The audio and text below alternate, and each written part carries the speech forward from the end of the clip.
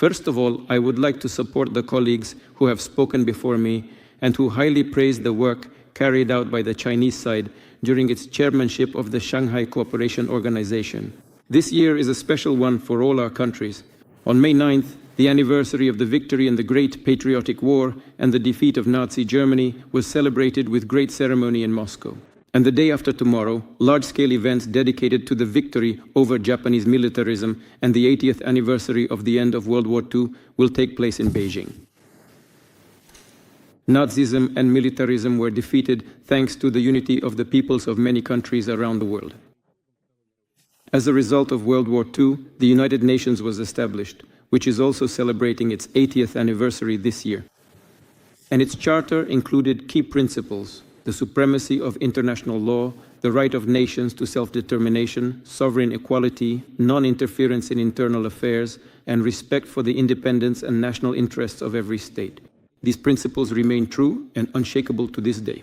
It is precisely these principles that form the foundation of the activities of the Shanghai Cooperation Organization, which unites like-minded countries committed to the ideas of building a just, multipolar world order. A substantial package of documents has been prepared for the current meeting of the Council of Heads of State. And the main document, the Tianjin Declaration, reflects the agreed approaches of the participating countries on pressing issues of the global and regional agenda.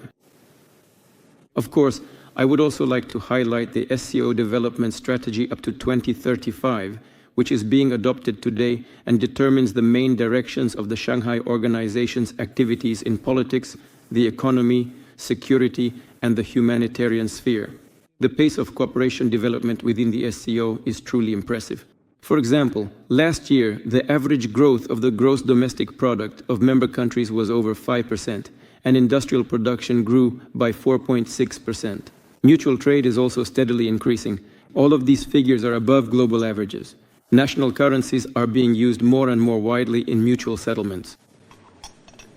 We advocate for the issuance of joint bonds by member states, the creation of our own payment, settlement, and depository infrastructure within the SCO, and the establishment of a bank for joint investment projects. All of this will make our economic exchanges more efficient and protect them from fluctuations in external market conditions. A comprehensive and competitive transport infrastructure is being systematically developed within the SCO. The volume of road, rail, and multimodal transportation is increasing. Close customs cooperation has been established, and electronic document management is being actively implemented. The energy cooperation strategy we approved last year, which runs until 2030, is being actively implemented. The document being adopted today. To further this, the relevant roadmap is aimed at implementing a coordinated and balanced energy policy across the entire Shanghai Cooperation Organization area. As many colleagues have already noted, the organization's members are expanding their cooperation in science and education, healthcare and the environment, as well as in sports and youth exchanges. The SCO University is operating successfully, bringing together 77 universities from our countries. University rector forums are held regularly, and dialogue among students, graduate students, and faculty is becoming more active. Distinguished colleagues, our organization is steadily increasing its influence in addressing pressing international issues, serving as a powerful engine for global development and the establishment of genuine multilateralism. And of course, the SCO makes a tangible contribution to strengthening the atmosphere of cooperation and mutual trust across the entire Eurasian continent, thereby helping to lay the political and socio-economic foundations for the formation of a new system of stability, security, and peaceful development in Eurasia. A system that would replace the outdated Euro-centric and Euro-Atlantic models, take into account the interests of the widest possible range of countries, be truly balanced, and therefore would not allow attempts by some states to ensure their own security at the expense of others. Taking this opportunity, I would like to say that the Russian side adheres to the same approaches regarding the crisis around Ukraine.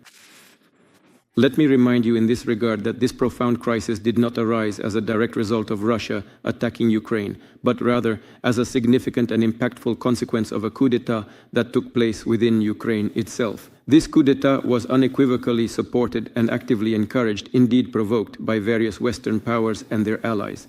Subsequently, following this destabilizing event, there were persistent and forceful attempts, utilizing considerable armed forces and military might, to suppress the legitimate resistance of those specific regions of Ukraine, and crucially, those numerous people within Ukraine who fundamentally did not accept nor did they support this unconstitutional and disrupt coup.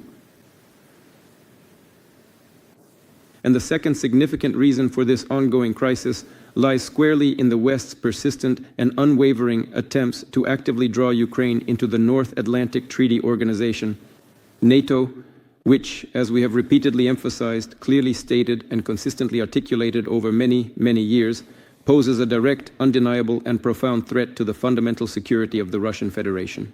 By the way, as a result of the coup d'etat in Ukraine in 2014, the country's political leadership that did not support Ukraine's accession to the North Atlantic Bloc, to NATO, was removed.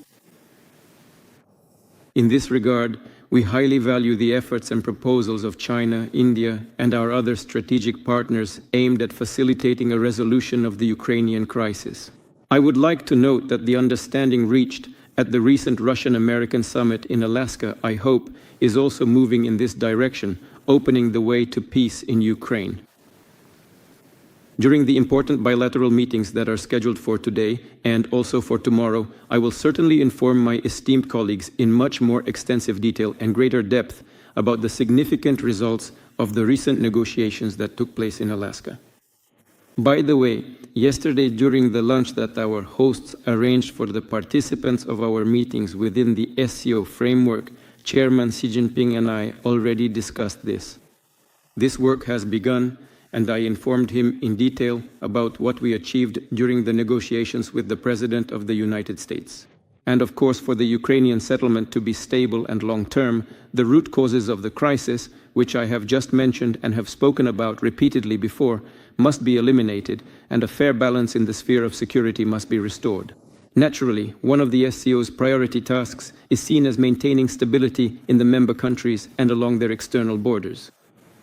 Russia supports the draft program to counter extremism until 2030, which has been prepared for our meeting and is ready to participate in the implementation of this document. We also consider it extremely important that today we are signing agreements to establish a universal SCO center in Tashkent, which will address the full range of modern challenges and threats, as well as to open a separate anti-narcotics center in Dushanbe. We expect that these centers will begin their work in the very near future. In conclusion, I would like to thank our Chinese friends for a very productive meeting of the SCO heads of state.